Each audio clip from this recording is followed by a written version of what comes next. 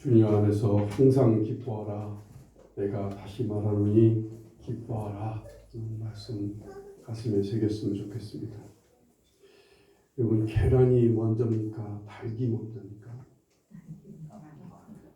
닭이 먼저입니까? 우리는 너무 쉽게 대답하시죠. 남자가 먼저요, 여자가 먼저요? 우리는 쉽죠. 이 문제는 아이가 먼저요, 어른이 먼저요? 이건 우리 아주 기본적인 질문이죠. 예전에는 고민스럽게 이건 답이 없다고 생각했는데 우리 하나님을 믿고 하나님께서 창조주시라는 사실을 믿게 되니까 이런 질문도 아니에요. 실은 우리에게는요. 너무 간단한 질문 대답일 수가 있어요. 당연히 닭이 먼저죠. 당연히 남자가 먼저고 당연히 어른이 먼저죠. 그렇죠? 여러분, 또 그러면 조금 질문은 조금 뜨지만 감사가 먼저일까요? 기쁨이 먼저일까요? 기쁨이 먼저일까요? 감사가 먼저일까요? 감사가 먼저입니까? 기쁨이 먼저인 기쁨이 없는 감사가 있을 수 있고 기쁨이 있는 감사가 있을 수 있어요. 그죠? 제 질문이 조금 어리석은 질문이긴 합니다만 이건 어떤 일정한 답은 없다고 생각이 돼요. 그런데 감사 중에도 기쁨이 있는 감사가 있고 기쁨이 없는 감사가 있다는 거예요. 가령 우리 어린아이가 아주 장난감 중에 자동차 장난감을 매우 좋아합니다. 저녁에 이제 퇴근할 때 이 아이 생각이 나갖고 아이에게 장난감을 하나 사줘야 되겠다. 오늘 선물을 하나 사줘야지 라고 생각해요. 그럼 당연히 이 아이가 지금 뭘 좋아한다고요? 자동차 장난감을 매우 좋아하니까 멋진 자동차 장난감을 사다 주면 이 아이는 기뻐할까요? 안 기뻐할까요? 매우 기뻐할 거예요. 그런데 아빠가 욕심이 지금 생겼어요. 애가 이렇게 장난감만 갖고 놀려면 어떻게 해? 책 좀 봤으면 좋겠어. 그래서 아이에게 책을 사갑니다. 책을 사서 딱 들어가자마자 내가 선물 사왔다. 그리고 선물을 딱 줬는데 아이의 표정 여러분 다 이해하시죠? 경험이 있으실 거예요. 이게 뭐야? 아무튼 좋아하는 것도 아닌 그 선물을 받았을 때 아이가 그냥 시큰한 표정을 지고 그래도 아빠가 선물이라고 사왔으니까 고맙다는 인사 한마디는 해야 되니까 아빠 고마워요 이렇게 인사하겠죠. 그런데 만약에 그 아이가 좋아하는 장난감 자동차 그것도 아주 멋진 신형 장난감 정말 아주 멋지고 비싼 신형 장난감 자동차를 사왔어요. 그럼 여러분 상상해 가죠. 아이는 그냥 막 뛰어오고 그 장난감을 받아갖고 막 신나갖고 아빠 고마워요, 아빠 감사해요. 그리고 뭐 뽀뽀를 하고 아마 별짓을 다 할 거예요. 그렇다고요. 오늘 우리 추수감사주일이에요. 하나님께서 우리 한 해 동안 하나님께서 우리에게 은혜를 주시고 복 주신 것에 대해서 하나님께 감사를 드리며 영광을 돌리고 하나님께 감사의 예물을 드리는 그런 귀한 날입니다. 그 감사의 예물 속에는 우리의 마음도 우리의 헌금도 우리의 태도도 우리가 예배라고 하는 이 형식 안에 이 예배 속에서 우리는 이 감사의 예물을 하나님께 드리는 거예요. 그런데 이 하나님 앞에 드리는 이 예배가 이 예물이 기쁨이 없는 감사 예물이 있을 수 있다 그 말입니다. 그래서 주님께서 오늘 말씀을 하시는 거예요. 기뻐하라고. 기뻐하며 감사하라고 하시는 게 오늘의 메시지입니다. 오늘의 중심 메시지는 이 말씀을 기억하셔야 돼요. 하나님 앞에 감사하되 기쁨으로 하나님 앞에 감사의 제단에 서라는 거예요. 기뻐하며 감사의 제단에 서기를 하나님은 원하신다는 거예요. 주님께서는 첫째로요. 너는 내가 준 구원이라고 하는 이 선물 이 안에는요. 죄사함도 들어있고 사망에서 생명으로 옮겨지는 이러한 생명이 포함되어 있는 이 구원이라는 선물 너 과연 이 귀한 선물 기쁘게 받느냐는 거예요. 내가 너에게 준 이 구원이라는 선물을 기쁘게 받았냐고 물으시는 거예요. 여러분 이 구원하심이라고 하는 이 선물 기뻐하십니까? 하나님이 여러분에게 주신 이 구원을 기쁘게 받으십니까? 늘 이 귀한 선물을 기쁘게 마음으로 받으시며 감사하십니까? 하나님 오늘 이것을 원하셔요. 이렇게 기쁘게 감사함으로 주님의 제단에 서서 이 구원하심에 대한 선물, 이 구원하심을 기뻐하고 감사함으로 영광을 돌리기를 하나님 원하신단 말입니다. 구원이라는 게 뭐예요? 우리가 죄로 인해서 우리는 하나님과 끊어진 상태가 됐어요. 사망의 상태에 빠져 있게 되어 있어요. 그래서 하나님의 사랑도 알지 못하고 하나님의 뜻도 알지 못하고 우리는 늘 죄성에 묶여서 우리 안에 있는 이 죄성 때문에 우리는 할 수 없이 죄를 지어야 돼. 하는 일마다 생각마다 다 죄를 짓게 돼 있어요. 죄라는 게 지난주에 말씀드렸죠. 하나님을 떠나는 게 죄라고요. 하나님 자리에 내가 올라앉는 게 죄라고요. 우리는 이런 죄성이 늘 있어요. 우리는 늘 내 마음대로 살고 싶어요. 내 뜻대로 살고 싶어요. 이 죄성에 묶여서 우리는 하는 일마다 다 죄를 지어가며 이 죄악의 구렁텅이에서 허우적거리면서 살아야만 했어요. 하나님과는 끊어져서 하나님과 교통이 되지를 않아요. 하나님과 교제가 되지를 않으니까 하나님의 위로도 하나님의 사랑하심도 하나님의 함께하심도 다 모르고 다 그런 것들을 안 채 이 외면한 채 살아야 되니까 얼마나 힘들게 살았겠어요.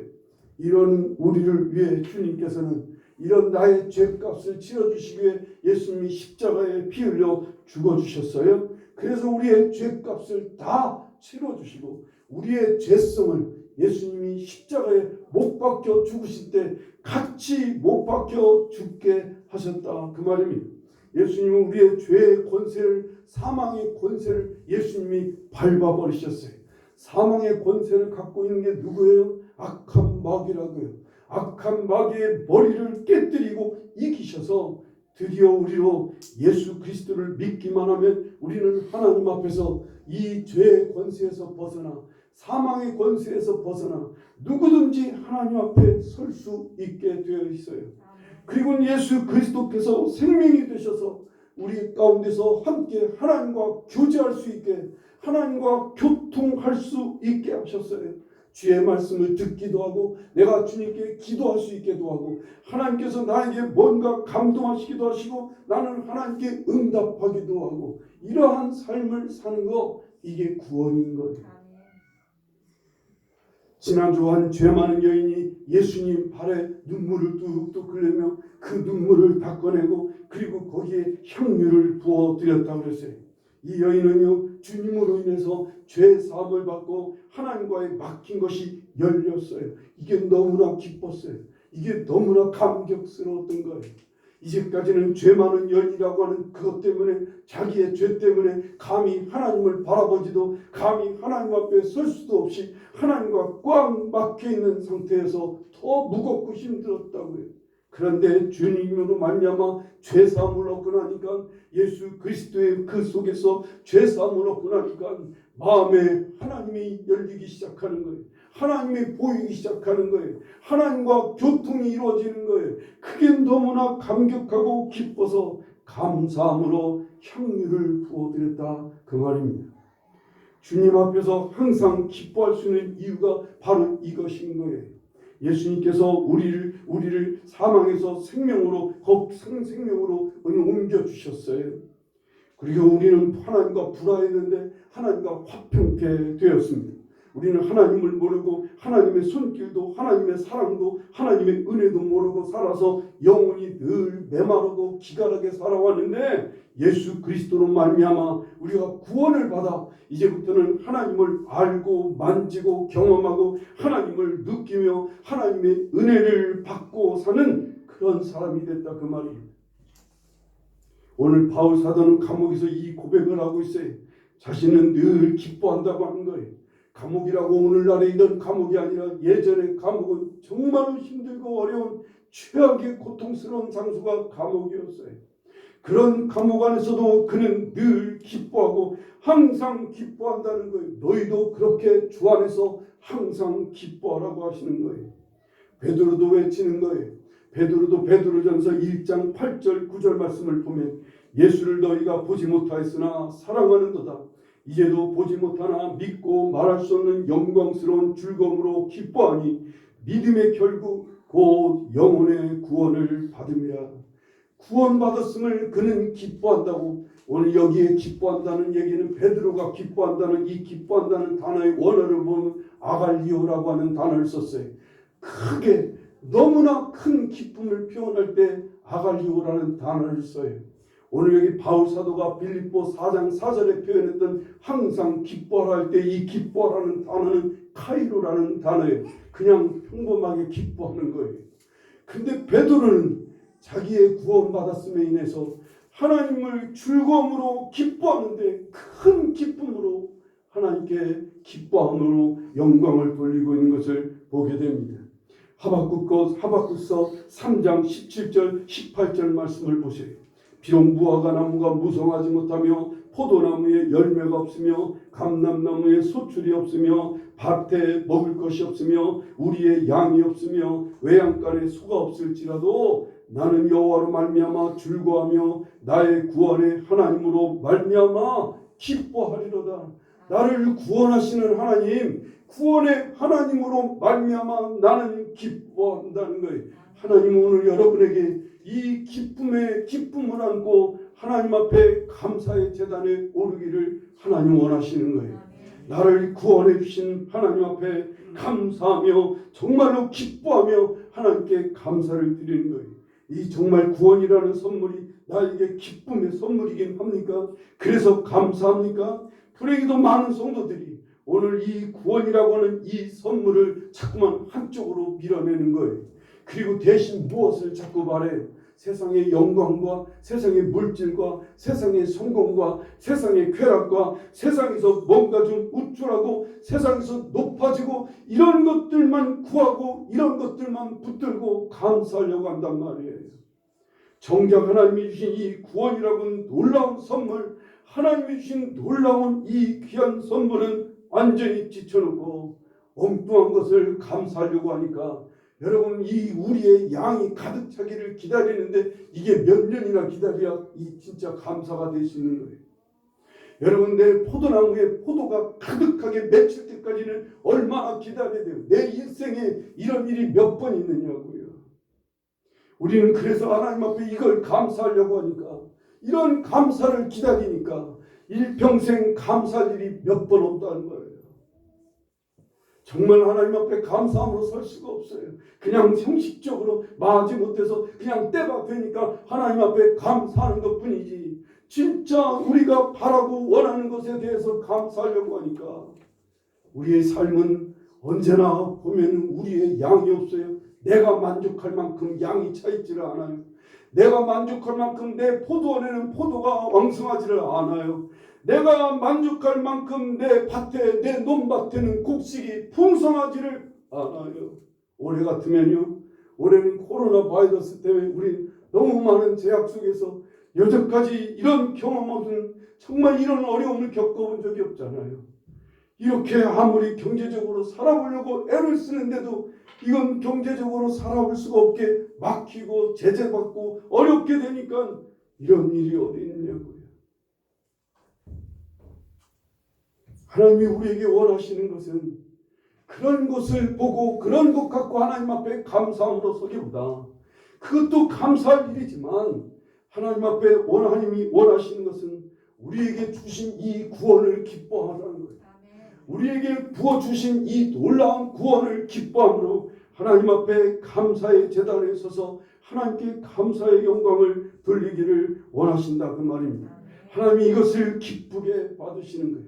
오늘 여러분 여기까지 이런 마음으로 섰다면 다행이지만 여기 지금 서 있는 이 상태에서도 아직도 이 구원을 기뻐하지 않고 있었다면 다시 이 구원함을 기쁘게 받으실 수 있기를 바라요. 그리고 이 기쁨을 얻고 기쁨과 함께 감사함으로 다시 오늘 이 시간 감사의 제단에 오를 수 있기를 간절히 바랍니다. 이스라엘의 구약의 성전에 보면 제단이 있어요. 하나님 성전에 나가기 전에 성전 바로 앞에 제단이 있는데 여러분 이 제단 높지 않아요. 겨우 1m 50 정도밖에 안 돼요. 하나님의 제단 앞에 서는 일이 그렇게 막 큰 계단을 몇천 계단 오르는 게 아니에요. 그냥 몇 발자국만 올라가면 우리 앞에 놓여있는 감사의 제단이 있어요. 예수 그리스도가 우리의 제단이 되어주시잖아요. 우리는 예수 그리스도께 올라가서 우리의 이 감사를 하나님 앞에 드리는데 무엇으로요? 구원을 허락하신 것을 기뻐함으로 기뻐하며 감사를 드릴 수 있기를 간절히 바랍니다. 이 시간 주님은 이 감사를 기쁘게 받으시기를 원하시는 것 같아요. 두 번째로는요, 주님께서 오늘까지 앞으로도 계속 주님께서 항상 함께 해주시는 그 주님 안에 살게 하시며 너는 기뻐하느냐는 거예요. 주님께서 살아계셔서 내가 너와 함께하는 것을 너는 기뻐해. 주님이 이 땅에 오실 때 주님의 사역의 이름이 뭐예요? 임마누엘이라는 이름을 갖고 오셨어요. 임마누엘이 뭐예요? 하나님께서 함께 하신다는 뜻이에요. 주님은 우리와 함께 하시려고 이 땅에 오셨어요. 이 부활의 아침에도 예수님이 그렇게 부활의 아침에 제자들과 여인들을 찾아다녔던 이유가 뭐예요? 살아계신 주님, 당신이 내가 너희들과 어디든 함께 할 거야. 이제부터 내가 너희들을 떠나지 않고 항상 함께 할 거라고 하는 이 메시지, 이것을 직접 보여주기 위해서 그날 아침에 마리아를, 그날 아침에 여인들을, 그 아침에 그 고향으로 가는 두 제자를, 그 아침에 다락방에 숨어있는 제자들을 주님은 찾아가셨어요. 그 결과요, 그들은요 다 모두 다 같이 아갈리아에 있다 그랬어요. 큰 기쁨을 얻었다 그랬어요. 살아계신 예수님이 과연 자기들과 함께 하시는 것에 대해서 그들은 다 공통적으로 다 기뻐했는데 아갈리아에서 크게 기뻐했대요. 크게. 바울 사도가 감옥 안에서 기뻐할 수 있었던 것은 바로 이거였어요. 살아계신 주님께서 자기와 늘 함께 하시는 거예요. 자기가 어디 있든지 주님께서 함께 하심에 그는 감사했어요. 빌립보 감옥에서 실컷 매를 맞고 빌립보 지하 감옥에 갇혔어요. 거기는 벼가는 사람 아니고는 빠져나올 수 없는 감옥이라고요. 그 창창 그 층침한 그 지하 감옥에 매를 실컷 맞고 피명든 그 몸을 안고도 바울 사도는 그날 밤에 주님이 자기와 함께 하시는 것을 이미 알고 보고 있었어요. 그래서 그 고통스러운 몸을 안고 일어나서 하나님께 감사와 찬송의 기도를 올렸다고 하잖아요. 다 하나님이 함께 하시는 거예요. 성도는요, 주님께서 함께 하심을 믿는 믿음의 눈이 열린 사람이 성도인 거예요. 성도와 세상 사람의 다른점이 뭐냐면 우리는 눈이 하나 새로 열리는 거예요. 이걸 거듭남이라고 해요. 사람이 거듭나면 예수님이 우리 안에 들어오시면 우리가 예수 그리스도를 영접하면 우리의 눈과 마음이 열려요. 그래서 뭐를 보게 돼요? 이제 주님을 보게 돼요. 함께 하시는 주님이 내 눈앞에 보여요, 안 보여요? 보인다고 하는 사람들은 다 가짜야. 가짜, 이단이야. 함께 하시는 주님이 믿음으로 보여지는 거예요. 주님이 내가 지금 함께 하시지. 믿음으로는 이걸 믿을 수 있어요. 우리 이 눈이 이 마음이 열려 있는 사람이 무엇을 해요? 믿음으로 해요. 그런데 많은 사람들이 이제 돈의 눈이 어두워져요. 세상의 영광이나 세상의 쾌락이나 세상의 것에 자꾸만 가까이 하다 보면 이 눈이 흐려져요. 이 눈이 어두워져요. 어떤 사람은 이 눈이 닫혀요. 닫혔다는 얘기는 믿음을 다 까먹었단 말이에요. 하나님이 함께 하신다고는, 살아계신 주님께서 함께 하신다고는 이 믿음의 눈이 닫혀지고 흐려지니까, 그러니까 깜깜한 속에 사는 거예요. 주님이 안 보여요. 주의 말씀이 들리지를 않아요. 그러니까 이 함께 하시는 주님이 없으니까 두려워하고 근심하고 염려하고 불안하고, 함께 하시는 주님이 없으니까 항상 내 마음대로, 내 뜻대로, 내 혈기대로, 내 욕망대로, 내 뜻대로 하게 되는 거예요. 그래요. 요셉은요, 보디발 장군의 아내가 밤낮으로 같이 한번 잠자자고 그렇게 요청하는데도 요셉의 눈에는 누가 보여요? 하나님이 보이는 거예요.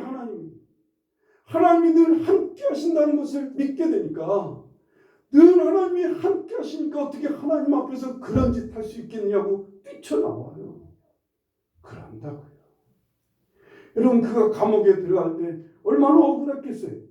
얼마나 억울하고 절망적이겠어요. 세상에 여기까지 끌려온 것도 억울해 죽겠는데, 세상이 억울하게 또 감옥에 성폭행범으로 감옥에 들어왔으니 얼마나 억울하고 답답하겠어요. 그래서 낙심하고 절망하고 괴로워.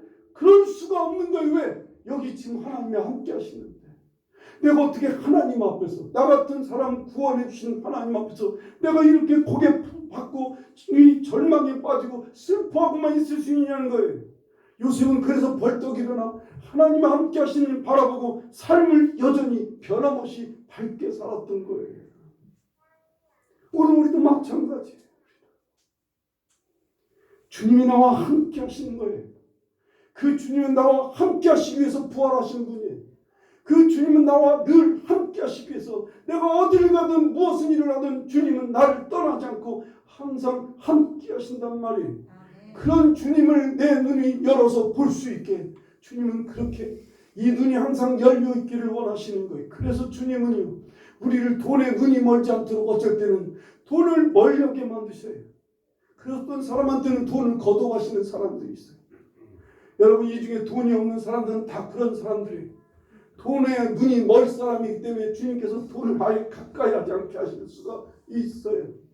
세상의 영광에 눈이 멀 사람을 주님께서는 그 영광에서 멀어지게 하세요. 세상에서 자꾸 멀어지게 하세요. 세상의 영광에서, 사람들에게 이목에서, 사람들의 눈길에서 멀어지게 하세요. 그건 주님이 우리를 사랑하셔서 그래요. 세상의 쾌락이 가까워 세상 쾌락 때문에 눈이 멀어질까봐, 세상의 욕심 때문에, 세상의 즐거움 때문에 눈이 멀어질까봐 때로는 주님 우리에게 육체의 가시를 허락하셔서 세상의 즐거움을 멀리하게 하세요. 세상의 쾌락을 가까이 하지 못하도록 주님 우리를 이끌어가시고, 다 뭐 때문에? 이 눈이 열리기를 원하세요. 이 눈이 닫혀지지 않기를 원하시는 거예요. 이 눈이 늘 열려있어 살아계신 하나님을 보기를 원하는 거예요. 언제나 함께 하시는 예수님을 보기를 원하는 거예요. 그래서 환난을 만나도, 그래서 고난을 만나고, 역경을 만나고, 때로는 어떤 일을 만나든 주님께서 주님의 눈을 여는 사람들은 그 어려움 속에서도 감사함으로 견딜 수가 있는 거예요. 그 절망적인 상황에서도 감사함으로 주님 안에서 견뎌가는 거예요. 그게 눈이 열려있는 성도인 거예요. 마치 목자가요, 양들을 어디로 이끌기를 원해요. 목자는요, 푸른 초장으로 쉴만한 물가로 인도하듯이 주님께서는 선한 목자가 되시는 주님이라 하셨어요. 우리를 푸른 초장, 쉴만한 물가로 우리를 막 인도하십니다. 그것이 어디에 있어요? 우리의 마음의 눈이 열리면, 우리의 영의 눈이 열리면 그것이 어디에 있는 걸 알아요? 주님 안에 있다는 걸 알게 됩니다. 예수님 안에 있어요. 예수님 안에 평강이 있어요. 예수님 안에 기쁨이 있어요. 예수님 안에 풍성함이 있어요. 예수님 안에 자유함이 있어요. 예수님 안에 소망이 있어요. 이런 걸 먹고 마시면 우리의 인생이 풍성해져요. 우리가 정말 이것이 우리의 생수가 돼요. 이게 우리의 푸른 꼴이 돼요. 우리에게 이 성도가 진짜 먹고 마셔야 되는 게 바로 이런 거예요. 주님 안에서 누리는 평강과 기쁨과 풍성함과 소망과 그 주님이 주시는 놀라운 담대함과 이 모든 것들을 먹고 마셔야 되는 거예요. 그게 예수 그리스도 안에서 배부른 자라고 했어요. 주님은 그걸 한마디로 표현하기를 내 살과 피를 먹으라고 말씀하세요. 주님의 살과 피를 먹을 수 있게 주님은 늘 당신을 바라볼 수 있게 하세요. 당신을 볼 수 있는 믿음의 눈을 열게 하시는 거예요. 그래서 주님 안에 있을 때 우리는 기뻐할 이유가 생깁니다. 우리가 주님 안에 있으니까 이 기쁨을 안고 하나님 앞에 감사함으로 나아갈 수가 있게 되는 거예요. 오늘 여러분에게 하나님이 원하시는 제사는, 오늘 여러분에게 하나님께서 받고 싶으신 그 감사는 바로 이 감사를 받고 싶어 하신다는 거예요. 우리에게 좋은 일도 있었어요. 우리에게 안 좋은 일도 있을 수 있어요. 일이 잘 되기도 하고 일이 안 되기도 하고 삶이 잘 풀릴 때도 있지만 삶이 잘 안 풀리고 힘들고 어려웠을 때도 있었을 겁니다. 그러나 여러분, 그런 속에서도 여러분, 이 코로나 바이러스 때문에 우리는 올 한 해는 특별히 우리 마음대로 되지 않는 일들이 너무나 많았어요. 우리 뜻대로 안 되는 일들이 너무나 많았어요. 정말 일이 올해는 너무나 안 풀리는 한 해였던 것 같아요. 그러나 이런 속에서도 우리가 기쁨을 안고 하나님 앞에 감사할 수 있는 것은, 그런데도 주님은 나와 함께 하셨다는 거예요. 그런데도 주님은 나 같은 사람 붙들고 나 같은 사람과 늘 함께 하신 이것을 기뻐함으로 하나님 앞에 감사하며 서기를 하나님은 원하신다는 거예요. 여러분, 가장 유명한 예화가 있죠.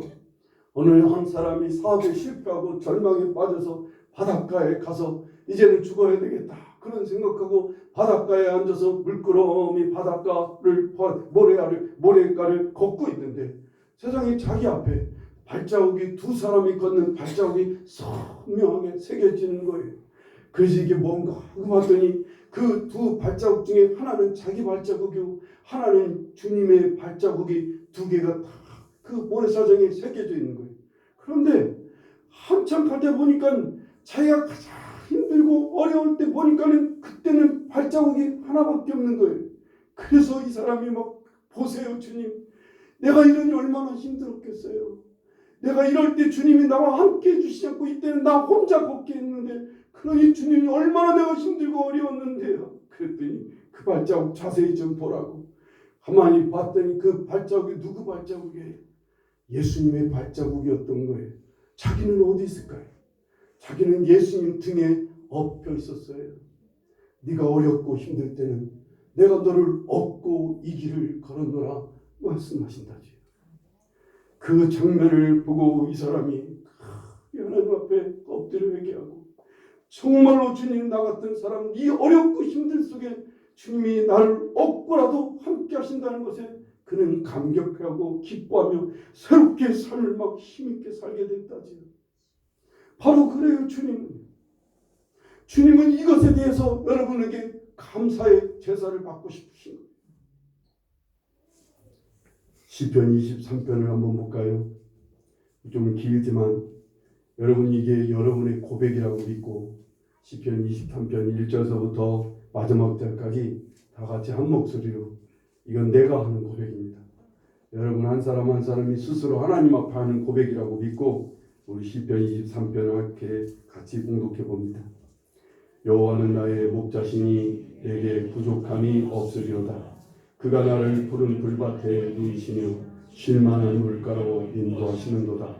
내 영혼을 소생시키시고 자기 이름을 위하여 의의 길로 인도하시는도다. 내가 사망의 음침한 골짜기로 다닐지라도 해를 두려워하지 않을 것은 주께서 나와 함께 하시니라. 주의 지팡이와 막대기가 나를 안위하시나이다.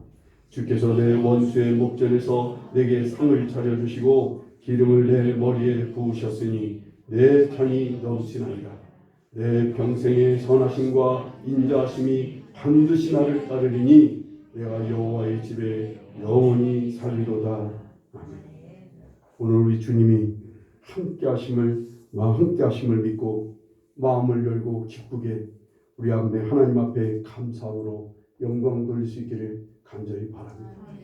이 시간만이라도 나를 인도해 주신 목자 되신 우리 주님, 푸른 조장으로 쉴만한 물가로 인도해 주신 주님, 원수의 목전에서 상을 차려주시고 음침한 골짜기를 다닐 때 뒤에 지팡이로 나를 건져내시고 보호해 주신 우리 주님, 항상 나와 함께 해주신 주님, 이 주님 앞에 이 주님을 감사함으로 기뻐함으로 하나님 앞에 감사드릴 수 있기를 간절히 바랍니다.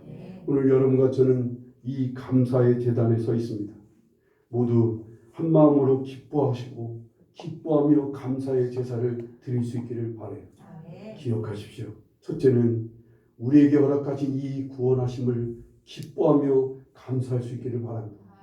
우리를 언제나 떠나지 아니하시고 우리와 항상 함께 하시는 주님을 기뻐하며 감사할 수 있기를 바랍니다.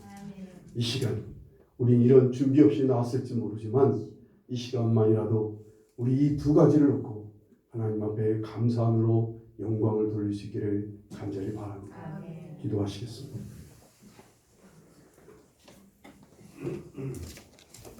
우리 시간 함께 여러분 각자 하나님 앞에 기도하십시오. 감사하시길 바래요. 주님 날 구원해 주신 것 정말로 감사합니다. 온 인류가 그렇게 애타고 원했던 선물인데 나에게도 그거를 선물 주신 것, 나 같은 것들 함께 하신 것 주님 너무 감사합니다. 세상에 누가 나와 함께 할 자가 어디 있어? 그런데 주님만 날 버리지 아니하시고 함께 하신 것 너무나 기뻐하며 감사합니다. 영광을 돌릴 수 있기를 바랍니다. 기도하시겠습니다.